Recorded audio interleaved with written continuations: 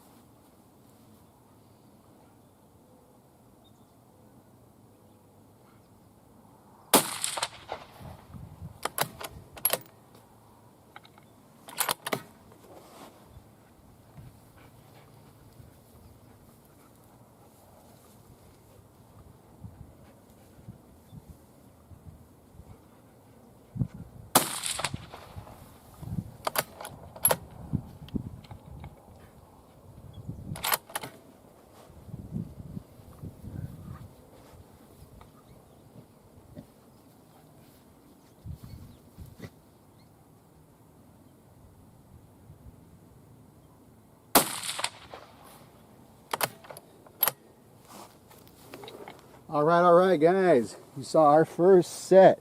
We had just shot out. Ooh, look at that. That's very, very nice. You guys watched us shoot that. Look at that. Beautiful group, huh? Yeah, man, you see back at you here at the 100-yard line.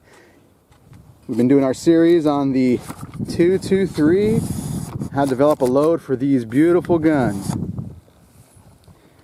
We're back out. Check it out. We did our series first running just standard AR ammo that we didn't trim or anything.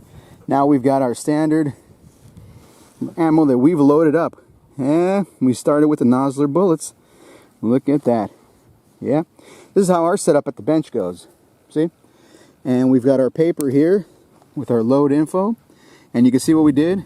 We worked out our powder, because we're not going to be messing with powder. We're going to do one variable at a time here. We did 25, 25 and a half, and 26. First shot that we did was with the 25 grain tack. Now the bullet is seated out at different lengths. The first one we did was at 1.947. Now that's for our gun. Remember, we demonstrated how to show you guys how to do the case, your max case overall length, and then we worked our way back in 5,000 increments. First one's at 15,000, second one's at 10,000, and the other one's at 5,000. See? So you always want to shoot the one that's set back further from the lands, the first one, as your first group. And then you kind of keep your eyes open for pressure signs. And by pressure signs, I mean primers flattened, backing out. These are neither flattened nor backing out, and they didn't fall out when we shot, which I wouldn't expect them to. But especially when you're using a powder you're not used to, you want to make sure.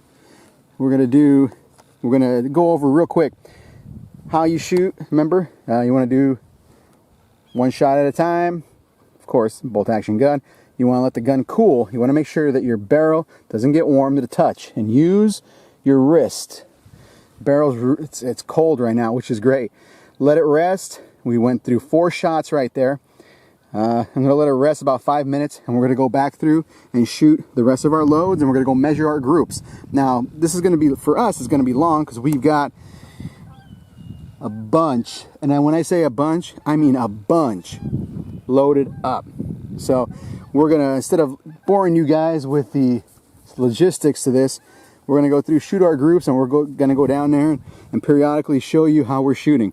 Again, when you shoot, you want to make sure you take a breath and let it go, and then at that natural pause before you inhale is when you pull that trigger. Shoot one, give about, if the temperature's warm, give it about 5 minutes between each shot, or 3 minutes, or just let the gun cool in the shade. But again, yeah, when you're out there, you're not shooting from a bench. You're not shooting, like we're shooting here. This is just to see which bullet will shoot the best, and then when we go out in the field, we'll show you guys how to work with it in a real life situation of, target shooting or hunting or manhunting if you have to. Stick around.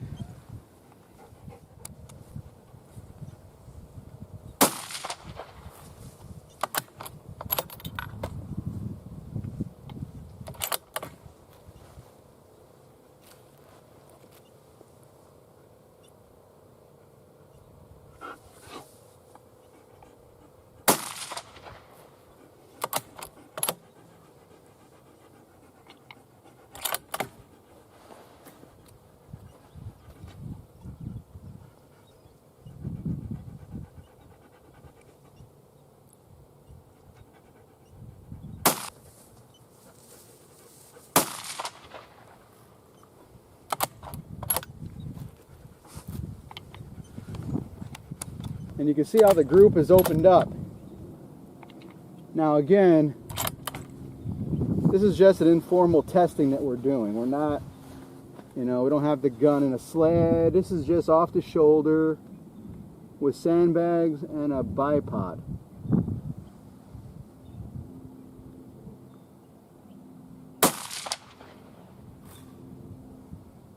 That last one looks like it went through one of the other holes. So, still, you know, very good accuracy. I mean, definitely hunting grade accuracy, you can see that. But then, are they touching like in the first group? No. So, something to think about as you're building your load data up. Another thing you can do when you're shooting and you're using bags is when you got that gun to your shoulder, you want to get this as close to the target as possible. When you got to start adjusting it, all you do is you can squeeze the bags. See how I'm doing it? And that'll adjust your point of aim, your point of impact. Squeeze it back and forth, front and back, however you wish. Usually, if you're left-handed or right-handed, you'll be using your right hand here to squeeze. Get it to where you want, or you can put your left hand up here, get your left hand up, hold it, pull the shot. Alright, round one is done. And, excuse my shadow, you can take a look. You can see what we got going on. 25 grain. Furthest away from the lands looked to be the best. With a, what is that? With a Nosler orange tip. 50 grain, I believe. We'll look back and we'll post the info in the directions below. And you can see as we pulled it a little bit further back, it didn't like it. Kind of opened up a little bit, which is, this one was odd. 2 and 2. And then we went here. 25.5 grains opened up. And it's really neat when you see 25 grain, 25.5, 26 grain opened up even more. Very interesting, very telling. This is what it's all exciting. I think it's all part of the excitement of doing your own loads, working up your own loads. And you can see here, the groups they're fairly steady, you know. But for this gun, with this bullet, looks like it's going to stay at 25 grains at 1.947 case overall length using a comparator. We showed you what the comparator is and how to use it to measure your lengths. Round one is done. We're going to try a little bit heavier bullet. We're going from a 50 grain bullet. Now we're going to a 68 grain bullet. And it's going to be a different manufacturer. We'll see which one the gun prefers. Now, you can see how much work goes into doing these. Whoop. Doesn't want, and we got a little bit of a breeze out here today too. You can see how much work goes into loading these guys up, and you can spend your whole life trying to develop a load to wring out every last bit of accuracy. Okay? So, it's up to you guys what you want to do. Like I said, this is an everyman sport. You can make it as complicated or as easy as you like. Remember, you don't need Megabucks ammo. You can do it yourself.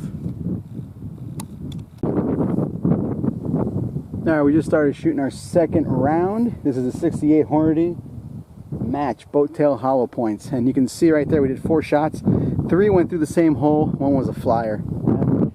I don't know if that was me or not. So I'm saying you got to do more work. That looks like a round. That's, oh man, look at that! I can't believe how accurate that is. That is very nice. We're gonna start shooting our second round here. This is seated a little closer to the lands, 5,000 closer. We're going to shoot the bottom center. Bottom center.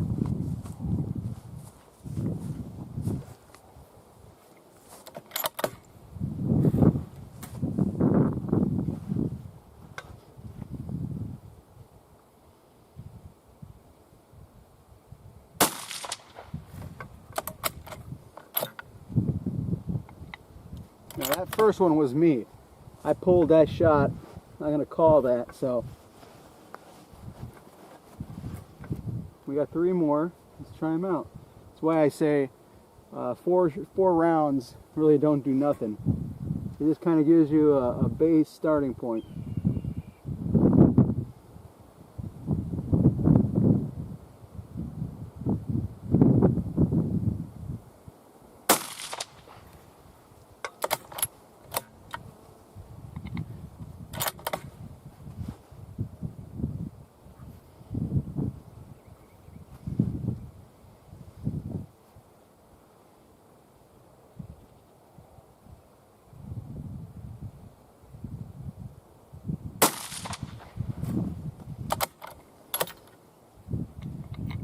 Seems like it doesn't like to be so far or so close to land.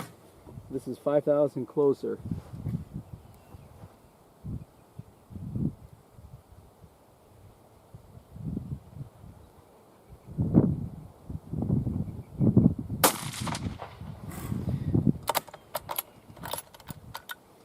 Yeah, that opened up.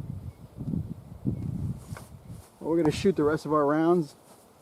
We'll show you guys what it looks like. Well, here you can see the results of round 2. You can see it looks like right out the bat, 22 grains did pretty good. We got 3 in one hole, a flyer, and then from there, kind of opened up. So the evidence speaks for itself on what shoots good and what gun, and all you got to do is go out and try it. If you guys have any questions, comments, or concerns, send them on over.